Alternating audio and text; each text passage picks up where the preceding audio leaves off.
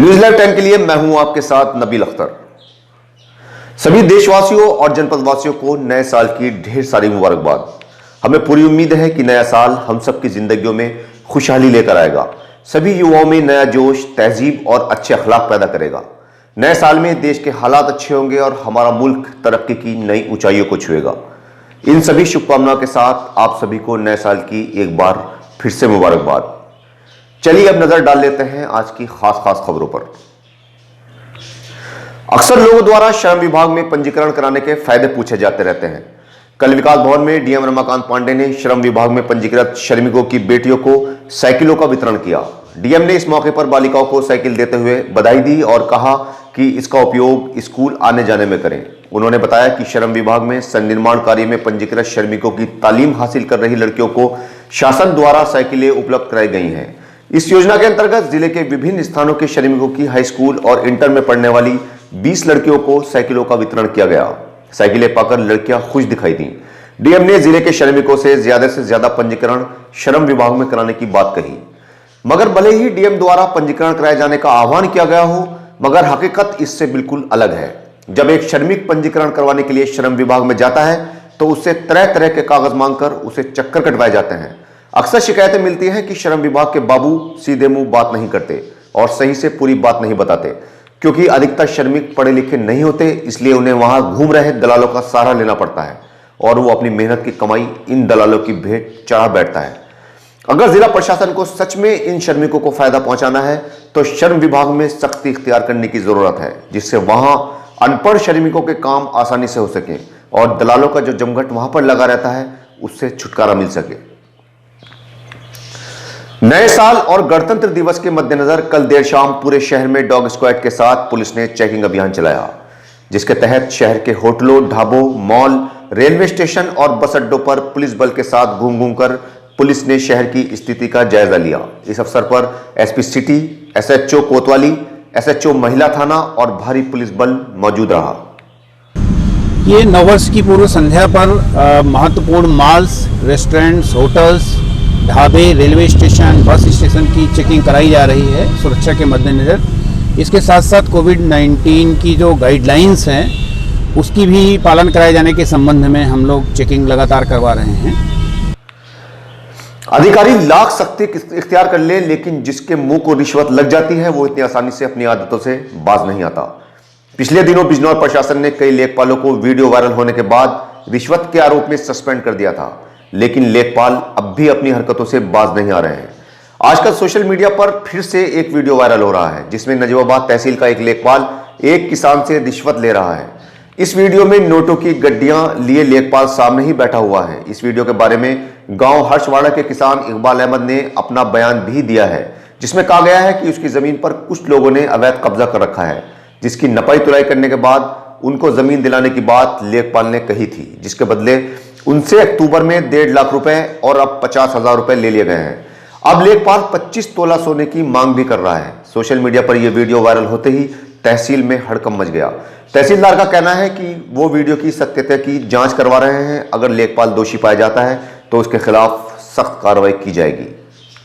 जी, क्या नाम आपका? इकबाल अहमद। कहाँ के रहने वाले हैं आप? हर्षवाड़ा।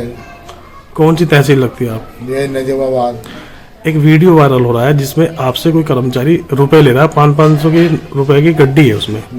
वो कर्मचारी कौन है और क्यों पैसे ले रहा है आपसे, किस लिए ले रहा है? ये पटवारी हरिचंद। अच्छा। तुम्हारी जमीन नाप पे तोल के निकाल के दूंगा, दूसरे ने दबा रखी। अच्छा। तो मैं बोला ठीक है चलो। तो अक्टूबर में 1.5 लाख रुपए लिए और अभी 3-4 दिन पहले 50,000 रुपए लिए।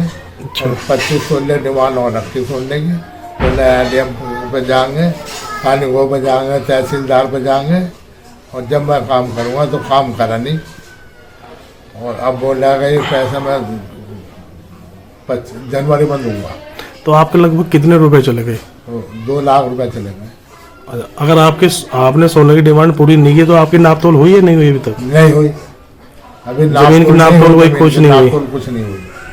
अच्छा, आप क्या चाहते हैं सरकार से, शासन से, फिर शासन से? अब हम ये चाहते हैं कि हमारा काम तो हुआ नहीं, जो हमने दिया इसको पैसा तो वो लेना तो वो जमीन आपकी ही है? वो जमीन हमारे यहाँ। अच्छा, तो उसको निकालने, नापने, तोलने और दाखिल खारिज का क्या मैटर है?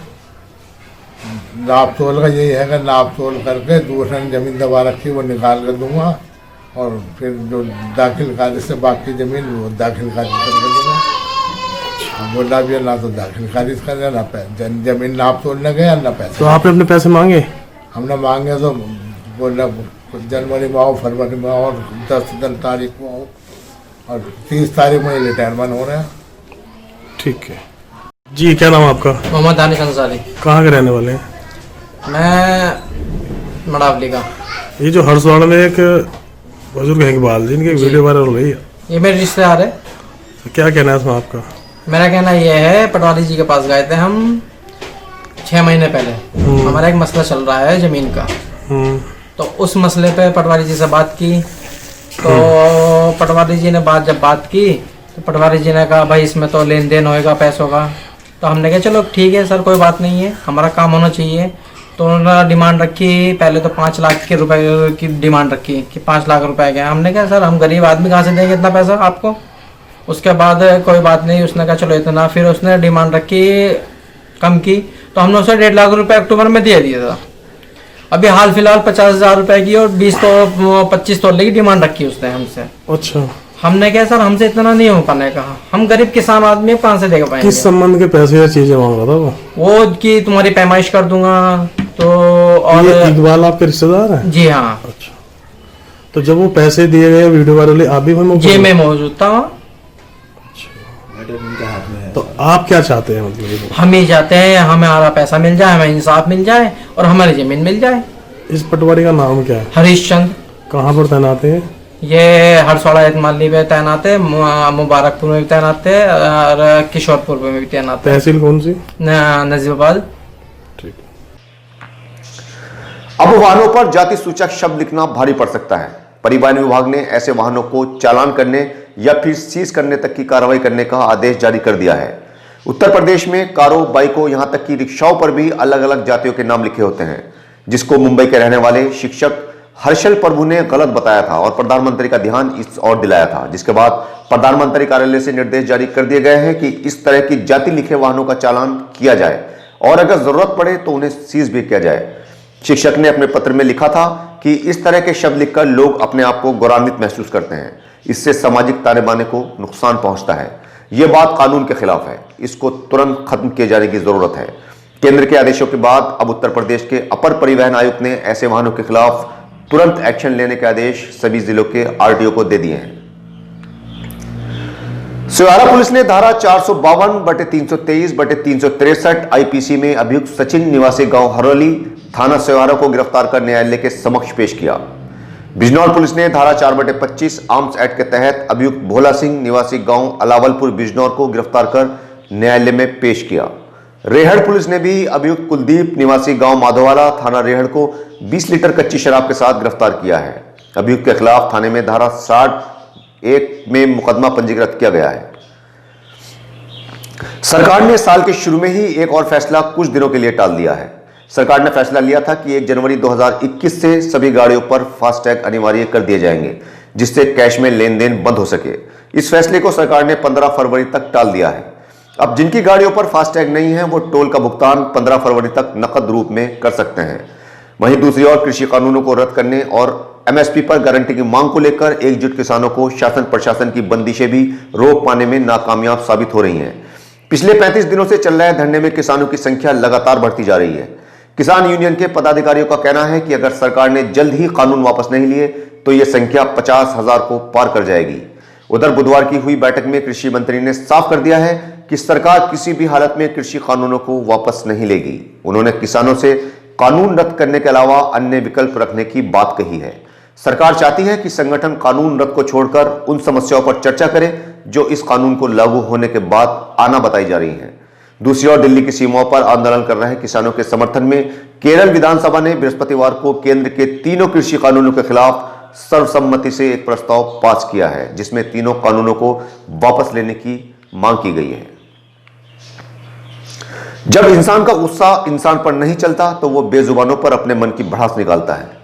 धामपुर के बगदाद अंसार के रहने वाले सलीम और यूसुफ ने गांव के ही एक व्यक्ति पर उनकी मुर्गियों को जहर देकर मारने का आरोप लगाया है। उनका कहना है कि गांव में ही उनका फार्म हाउस है जिसमें हजारों मुर्गियां पल रही हैं। उन्होंने गांव के ही एक व्यक्ति पर उनकी मुर्गियों को जहर देकर मार डालने का आरोप लगाते हुए रिपोर्ट दर्ज करवाई है।